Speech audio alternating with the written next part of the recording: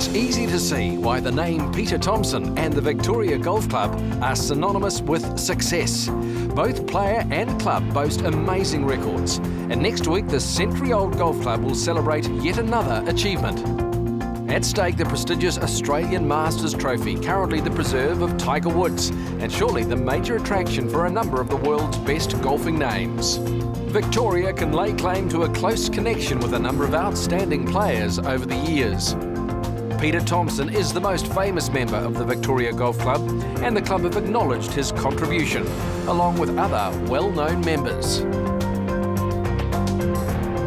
Well, 1954 was probably the most interesting year in our club's history. We have a room named the Backley-Thompson Room. In 1954, Doug Backley won the British Amateur Championship, and Peter Thompson, one of our life members, won the British Open Championship, the first of his 5. So in 1954, those two wonderful trophies sat side by side in the members' bar on the mantelpiece.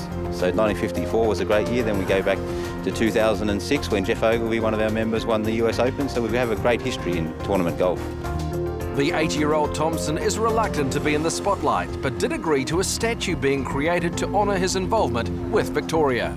Well, I must say that I cooperated with the sculptor, who turned out to be a bit of a genius, as I can see. But, you know, to see yourself as so lifelike at the age of 20, it gives you the shakes a bit, I tell you. I mean, I was looking forward to seeing it as an old man, frankly, as an 80-year-old. And then there it was suddenly as a 20-year-old. It was quite a shock.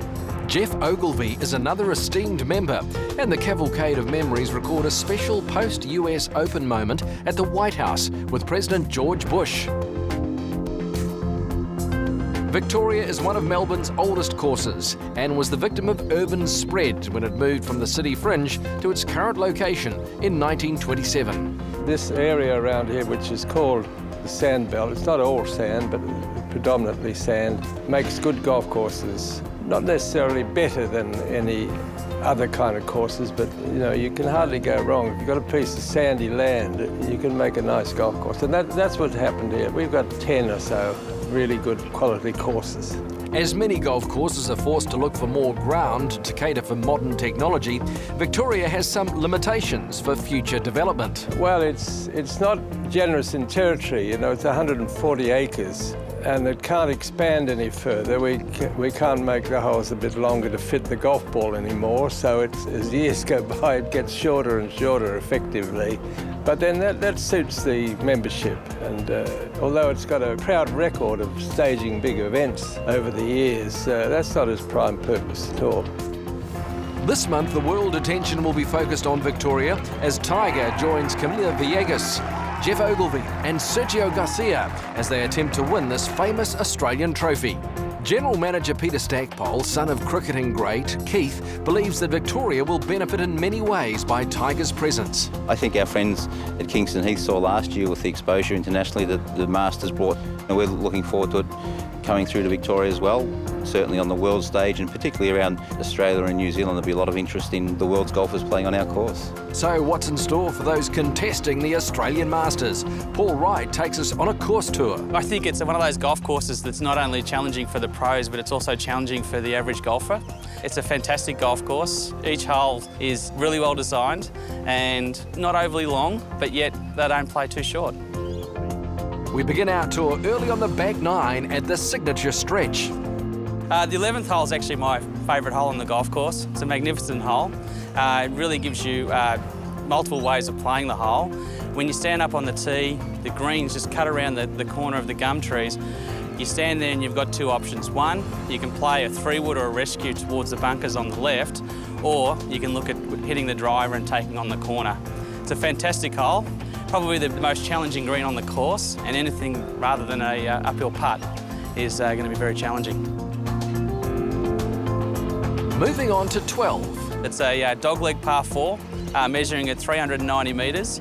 Most of the pros during the tournament are going to be looking at two options, either taking on the fairway trap, which is about 250, 260 metre carry, or they're going to have to look at laying up to the left-hand side of it, probably with a 3-wood or a hybrid, but I would suggest that they're going to hit 3-wood off the tee.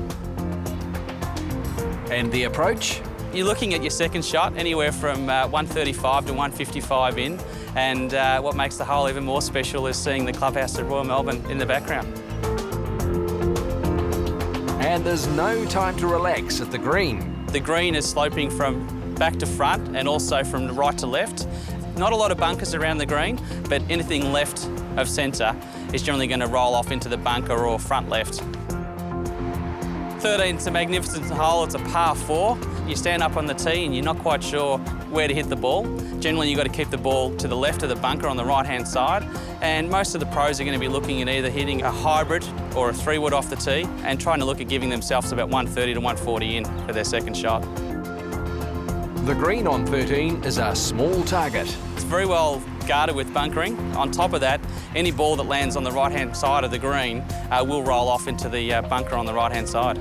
So you really need to make sure that when hitting in that you land the ball left of centre. Accuracy is again at a premium on hole 14. It's only 142 metres long, but it's visually so stunning from the tee. It's very well guarded by bunkers, and anyone who misses the green is really going to struggle to get up and down. It's quite a tough up and down from either side of the green. Most of the pros are going to be looking at hitting anywhere from 7-iron to 9-iron on this hole, just depending on where the wind's coming from. Actually, one thing that most of our members do when they're playing the 12th hole, they actually have a little look over and see where the pin is on this hole, because when you're standing on the tee, it's very hard to actually visualise whether or not the pin's on the front or the back. In my opinion, it's one of the best short par 4s going around. It's a terrific hole. When you're standing up on the tee, all you can really see down the left-hand side is one bunker, but when you're actually playing the hole, it's bunker after bunker all the way to the green down the left-hand side. So it's all about position off the tee. Most of the pros can reach this hole. It plays very short, but once again, if you miss-hit it, it's definitely fraught with danger. Taking time out from her preparation for the Espirito Santo is Australian amateur women's champion Stacey Keating. Keating beat New Zealand #1 amateur Cecilia Cho in the final earlier this year, and Victoria is one of her favourite courses.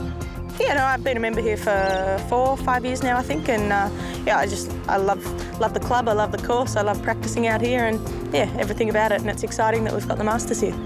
With the focus well and truly on Tiger's return to Melbourne, the man who knows Victoria better than most believes the world #1 will claim back-to-back titles. I think that he'll do the same as he did at Kingston Heath.